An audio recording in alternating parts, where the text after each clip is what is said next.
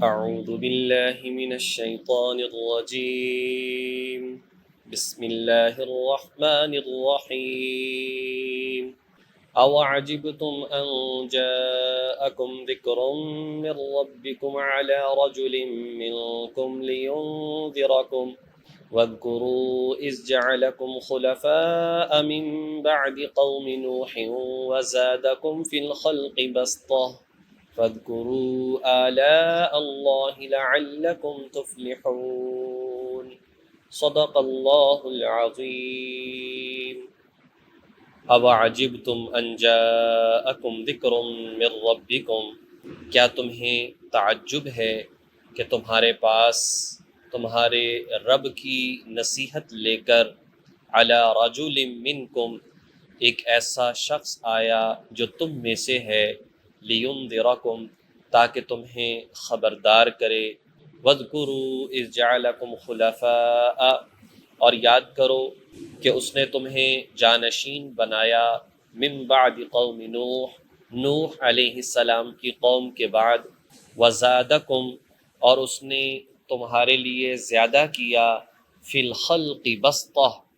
تمہارے قد اور مکان کو۔ ایک ترجمہ بسطہ کا یہ ہے کہ اللہ تعالیٰ نے تمہارے قد کو بہت بڑھایا، اور تمہارے ظاہر ہے کہ قد بڑا ہے تو مکانات بھی بڑے بڑے اللہ تبارک و تعالیٰ نے بنوائے۔ اور دوسرا ترجمہ بسطہ کا ہے کہ اس نے تمہاری نسلیں پھیلا دیں، نسلوں کو زیادہ کر دیا۔ اور اگر ہم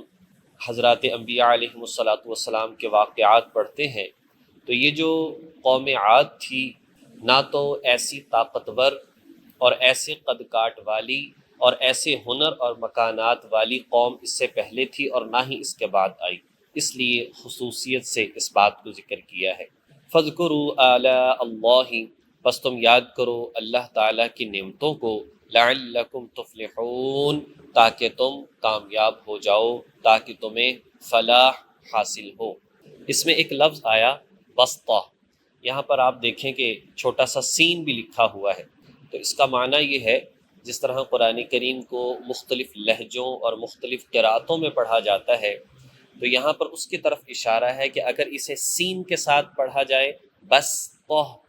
اور یا پھر صاد کے ساتھ پڑھا جائے بسطہ، تو دونوں صورتوں میں معنی ایک ہی ہوگا، لہذا دونوں طرح سے پڑھنا جائز ہے۔ اس سے قبل جو آیات چل رہی تھیں ان میں قوم عاد کا تذکرہ چل رہا تھا، اور ان کی خوبیاں، اور پھر آخر کار ان کی خامیاں، جو کہ سب سے بڑی خامی شرک تھی، اس کو ذکر کیا، اور ان کے تکبر کو ذکر کیا، اور انہوں نے وقت کے نبی کو جھٹلایا اور اس کا انکار کیا، اس بات کو ذکر کیا۔ اسی کا سلسلہ آگے چلاتے ہوئے ذکر فرمایا کہ کیا تمہیں اس بات پر تعجب ہے کہ اللہ تعالیٰ نے تم ہی میں سے ایک انسان کو تمہاری رہنمائی کے لیے بھیج دیا، اور کیا تم دیکھتے نہیں ہو کہ اس سے پہلے حضرت نوح علیہ السلام تھے، وہ بھی انہی سے تعلق رکھنے والے تھے، اور اللہ پاک نے ایمان والوں کو صرف بچایا جو کہ 100 کے قریب تھے، اور باقی سب کو نیست و نابود کر دیا۔ تو تم بھی یہ مت سمجھو کہ تم بچ جاؤ گے، یقینی طور پر بچے گا صرف وہی جو نبی کی بات مانے گا، صرف بچے گا وہی جس کے ایمان اور اعمال درست ہوں گے، ورنہ چاہے تمہاری قوت زیادہ ہے، چاہے تمہاری طاقت زیادہ ہے، تو ایسا نہیں ہو سکتا کہ اس کے بنیاد پر تم بچ جاؤ گے۔ اللہ تعالیٰ کی نعمتوں کو یاد کرو کہ اللہ نے کیا کچھ تمہیں عطا فرمایا ہے، لہٰذا اگر اس کا شکر بجا لاؤ گے تو پھر کامیاب ہو جاؤ گے۔ قالوا اجئتنا، تو وہ کہنے لگے اجئتنا لنعبد اللہ وحدہ، کہ آپ ہمارے پاس اس لیے آئے ہیں کہ ہم صرف ایک اللہ کی عبادت کریں، لنعبدہ، کہ ہم عبادت کریں اللہ وحدہ، صرف ایک اللہ کی، وَنَذَرَ مَا كَانَ يَعْبُدُ آبَاؤُنَا، اور ہم چھوڑ دیں ان کو کہ جن کی ہمارے آباء و اجداد عبادت کیا کرتے تھے۔ فَأْتِنَا بِمَا تَعِدُنَا، آپ لے آئیں جس کا آپ ہم سے وعدہ کرتے ہیں، یعنی عذاب کا، إِن كُنتَ مِنَ الصَّادِقِينَ، اے ہود اگر آپ سچے ہو، اگر آپ سچے ہو تو ہم اس بات کو چھوڑنے کے لیے تیار نہیں ہیں، ہم تو اپنے آباء و اجداد کے جو معبود ہیں ان کی عبادت کریں گے۔ اگر تم یہ کہتے ہو کہ یہ طریقہ غلط ہے اور اس طریقے پر چلنے والوں پر عذاب آتا ہے تو پھر اس عذاب کو بلا لو، ہمیں کسی قسم کا کوئی خطرہ نہیں ہے۔ قال قد وقع علیکم من ربکم رجس وغضب، حضرت ہود علیہ السلام نے فرمایا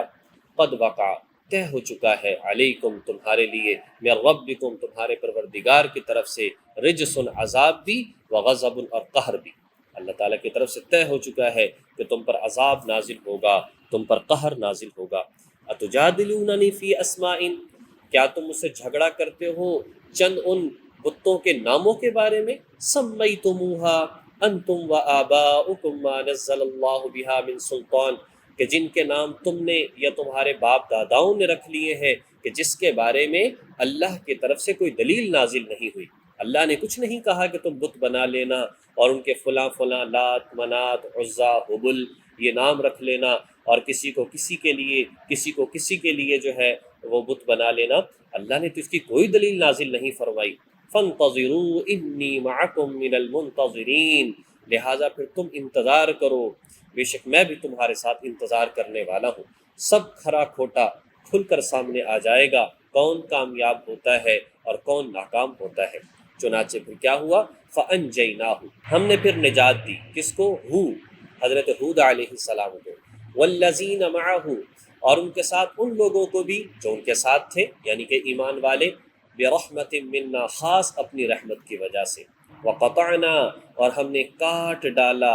دَابِرَ الَّذِينَ كَذَّبُوا بِآيَاتِنَا، ان لوگوں کی جڑ کو کہ جنہوں نے ہماری آیتوں کو جھٹلایا، وَمَا كَانُوا مُؤْمِنِينَ، اور یہ لوگ ایمان والے نہیں تھے۔ تو جو لوگ ایمان والے نہیں تھے، ہماری باتوں کا آیتوں کا انکار کر دیا، قوموں کے واقعات پڑھ کر دیکھ لو ہم نے ان کا انجام کیسا کیا۔ اللہ تبارک و تعالیٰ نے نبی کو بھیجا اور نبی نے بتایا کہ تم غلط کر رہے ہو، باز آ جاؤ، کہا جی کہ نہیں۔ آخر کار پہلے قحط پڑا، فرمایا اب بھی باز آ جاؤ ورنہ عذاب آئے گا، کہا کچھ نہیں ہو سکتا۔ اور پھر جو ہے بادل آئے بڑے خشک، بارش برسنے والی ہے، اور جی اب بارش برسے گی، قحط سالی دور ہوگی۔ جیسے ہی اکٹھے ہوئے تو بارش سے پہلے ہوا چلی، اس ہوا نے ایسا ان کو اٹھایا اوپر لے جا کر اور پھر نیچے پٹخ دیا، جس کی وجہ سے دور دراز کئی میلوں دور جا کر یہ لوگ گرے، اور اتنے بڑے بڑے بھاری بھاری 10 20 30 منوں کے ایک ایک بندہ تھا، اور وہ دور دور جو ان کو پھینک دیا گیا۔ تو یہ اللہ تعالیٰ کی طاقت کے سامنے کیا کر سکتے ہیں؟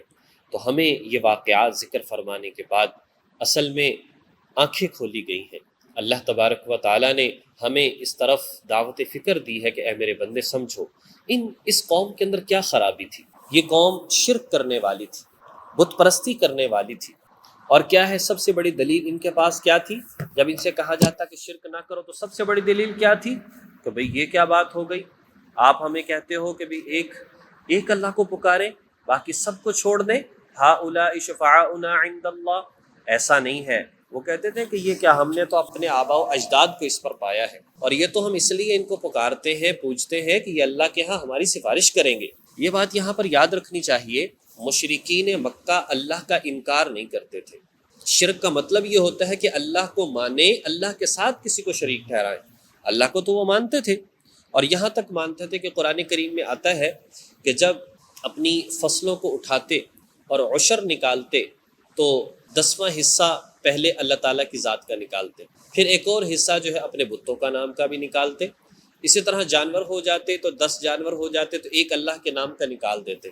اور پھر ہوتا تو پھر اس کے بعد اپنے بتوں کا نام کا بھی نکال دیتے، تو کہتے بھی ان کے نام کا بھی صدقہ کرنا چاہیے۔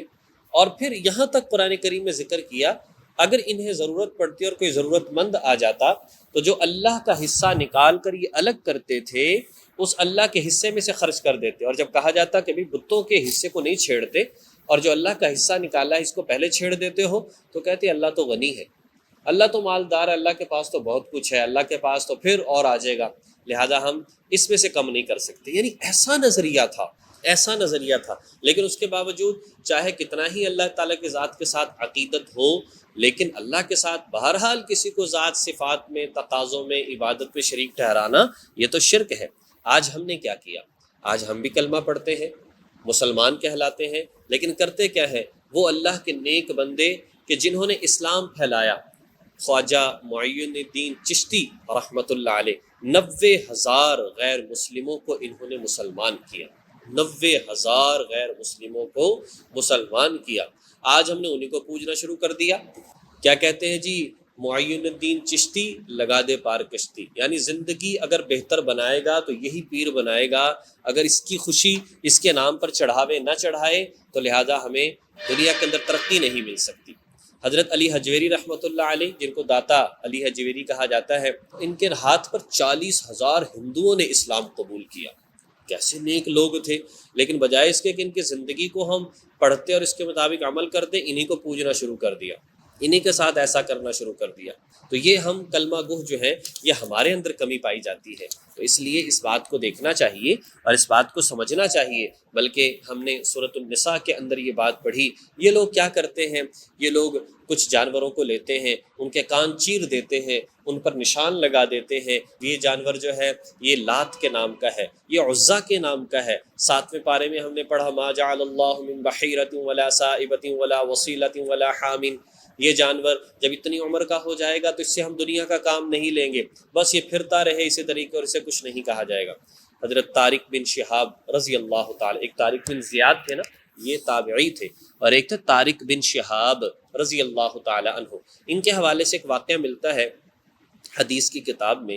کہتے ہیں کہ ایک شخص مکھی کی وجہ سے جنت میں جائے گا اور ایک شخص مکھی کی وجہ سے دوزخ میں چلا جائے گا۔ کہا جی کہ کیسے؟ کہا کچھ لوگ تھے انہوں نے بت بنا رکھے تھے، وہاں سے پاس سے جو گزرتا وہ اسے روک لیتے اور کہتے کہ اس بت کے نام پر کوئی چڑھاوا چڑھاؤ، وہ کہتا جی میرے پاس تو کچھ بھی نہیں ہے۔ ایک شخص گزرا تو اس نے کہا میرے پاس تو کچھ نہیں ہے، کہا نہیں کچھ تو کرنا پڑے گا، کچھ تو کرنا پڑے گا۔ تو ایک مکھی اڑ رہی تھی تو اس کی طرف اشارہ کر کے کہا کہ لو میں نے اس کے اندر نیت کی کہ یہ مکھی میں نے اس بت کے نام کی نظر مان لی اور اس کے بت کے نام کی میں نے چڑھا دی، انہوں نے چھوڑ دیا۔ تو فرمایا کہ یہ شرک ہے، غیر اللہ کے نام کی اس نے منت مانی اور اس طرح سے نظر مانی، لہذا یہ شخص دوزخ میں جائے گا۔ اور صحابی اس بات کو ذکر کر رہے ہیں، اور ایک شخص کیا ذکر کرتے ہیں کہ وہ شخص دوسرا ایک پاس سے گزرا، اس نے کہا جی کہ چڑھاوا چڑھاؤ، اس نے کہا دیکھو بھی اللہ کے نام کے علاوہ کسی کی نظر اور منت نہیں مانی جا سکتی۔ جب اصرار کیا تو وہ نہ مانا، اس کا سر قلم کر دیا۔ تو صحابی کہتے ہیں کہ اللہ تبارک و تعالیٰ اس کو جنت عطا فرمائیں گے۔ تو یہ بات ہے کہ اس طرح سے یعنی